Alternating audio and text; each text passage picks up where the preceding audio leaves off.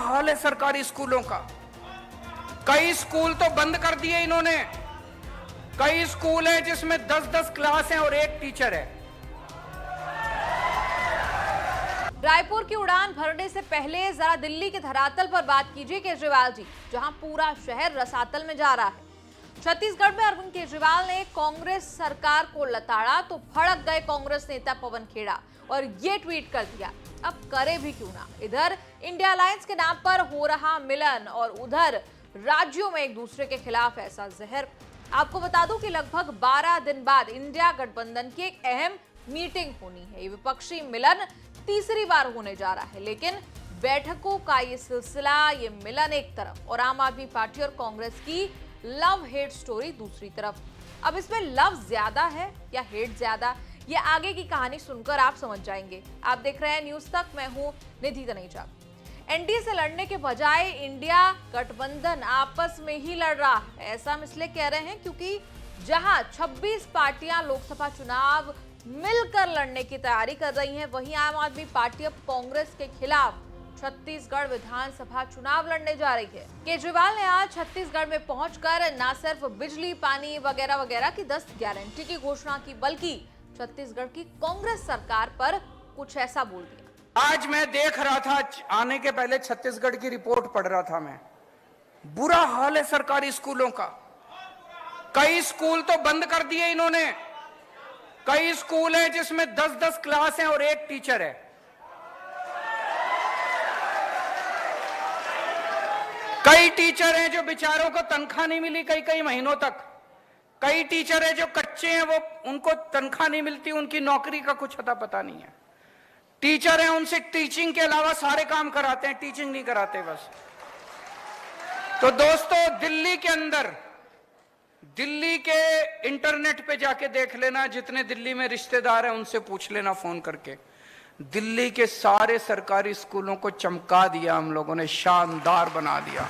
केजरीवाल के इस बयान पर कांग्रेस के नेता पवन खेड़ा भड़क गए और दिल्ली सीएम को खुला चैलेंज दे डाला। उन्होंने ट्वीट कर लिखा, रायपुर क्यों ही जाना, हमारी छत्तीसगढ़ सरकार की परफॉर्मेंस पुरानी रमन सिंह सरकार से कंपेयर की जाएगी। चलिए हम आपकी चॉइस का एक सेक्टर चुन लेते हैं और दिल्ली में रही कांग्रेस की सरकार की परफॉर्मेंस की आपकी सरकार से तुलना कर लेते हैं। क्या आप डिबेट के लिए तैयार हैं? रायपुर की उड़ान भरने से पहले जरा दिल्ली के धरातल पर बात कीजिए, जहां पूरा शहर रसातल में जा रहा है। मतलब इधर इंडिया वाला अलायंस, ऑर्डिनेंस पर कांग्रेस का आम आदमी पार्टी को सपोर्ट, लेकिन राज्यों में लड़ाई ही लड़ाई। और ये कोई एक ऐसा मामला नहीं है, पिछले दिनों दोनों पार्टियों की तरफ से बहुत कुछ होता दिखाई दिया। वो बात तो आपको याद ही होगी जब अलका लांबा कांग्रेस नेता ने कांग्रेस की बैठक के बाद ये कह दिया था कि कांग्रेस दिल्ली को लोकसभा की सभी 7 सीटों पर जनता के बीच निकलने के लिए कहा गया है। देखिए, ये लगभग 3 घंटे की मीटिंग में पूर्व कांग्रेस अध्यक्ष राहुल गांधी जी, खरगे जी, केसी वेणुगोपाल जी और दीपक बाबरिया जी रहे। 3 घंटे की मीटिंग शुरुआत हुई संगठन को लेकर कि संगठन कमजोरियां क्या हैं, उस पर कैसे काम किया जाए, सुझाव आए उसको कैसे हम मजबूत कर सकते हैं। दूसरा सुझाव ये आया कि लोकसभा 2024 की तैयारियां अब हमें करनी है। मकसद वही था। दिल्ली से पहले 18 राज्यों की मीटिंगें हो चुकी हैं लोकसभा की तैयारियों को लेकर। दिल्ली 19वां राज्य था, 24 कैसे जीतना है, और बिल्कुल आदेश हुआ है कि हमें 7 सीटों पर मजबूत संगठन के साथ हर नेता को आज से अभी से निकलना है। 7 महीने 7 सीटें हैं। ये बात हुई कि जिसकी दिल्ली उसका देश होता है, ये दिल्ली का इतिहास बताता है।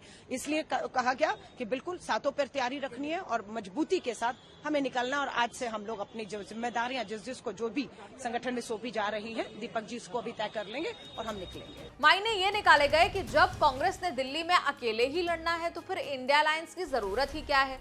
हालांकि बाद में कांग्रेस की तरफ से स्पष्टीकरण में ये कहा गया कि बैठक में चुनाव से जुड़ी कोई बात ही नहीं हुई और ना ही अलका लांबा इन विषयों पर बोलने के लिए सही अथॉरिटी है। लेकिन ये कोई एक ऐसा मामला नहीं। आज सुबह की बातचीत में कांग्रेस नेता संदीप दीक्षित ने दिल्ली फुल स्टेटहुड के मसले पर केजरीवाल पर कुछ ऐसा कह दिया था। एक ज़माना था जब हम लोगों को लगता था कि दिल्ली को पूरे राज्य का दर्जा मिलना चाहिए, लेकिन जब अपना अनुभव हुआ दिल्ली का और कुछ समय से दिल्ली किस तरीके से चल रही उसको देखा है, तो जो अभी जिस तरीके से शक्तियों का, पावर्स का डिवीज़न है भारत सरकार में और दिल्ली सरकार में, इसमें बहुत ज़्यादा परिवर्तन की ज़रूरत नहीं है। इसके साथ भी बहुत अच्छे काम हुए हैं, दिल्ली में बेहतरीन काम हुए हैं। सिर्फ जो सत्ता के दुरुपयोग वाली जो बातें होती हैं, ट्रांसफ़र करना, पोस्टिंग करना, एंटी करप्शन बांच से अपने आप को बचाना, ये सब अधिकार जो केजरीवाल चाह रहे हैं, ये कहीं भी नैतिक मुझे नहीं दिखता है। दिक्कत क्या है कि अरविंद केजरीवाल जैसा व्यक्ति केवल अपना और अपने पार्टी के राजनीतिक भविष्य और सत्ता को देखेगा, पैसे को देखेगा, दुरुपयोग को देखेगा। तो उस जैसे व्यक्ति से अगर कोई फीडबैक आता है तो उसको हम लोगों को गंभीरता से नहीं लेना चाहिए। 2-3 बार इस पर कमेटियां बनी हैं, इसमें एक आध बार और बना दें और ये देखें कि जो हित की बात है, दिल्ली के लोगों की हित की बात, वो बेहतर तरीके से चले। लेकिन पूर्ण राज्य के दर्जे को आज की परिस्थिति में मैं समझता हूँ कम से कम ये कोई उचित नहीं है और ना ही इसका मैं समर्थन करूंगा। और अब केजरीवाल ने भी कड़ा रुख अपनाया हुआ है। आज छत्तीसगढ़ में उन्होंने गारंटी कार्ड जारी किया। जनता को 300 यूनिट मुफ्त बिजली, मुफ्त इलाज और हर बेरोजगार को 3,000 रुपए महीना बेरोजगारी भत्ता देने जैसे 10 बड़े वादे किए। उधर आम आदमी पार्टी ने राजस्थान में सभी सीटों पर चुनाव लड़ने का ऐलान किया है। हम जानना चाहते हैं इस पूरी रिपोर्ट पर आपकी क्या राय है, कमेंट्स में लिखकर जरूर बताएं। आम आदमी पार्टी और कांग्रेस की इस फूट पर जरूर अपनी राय दें।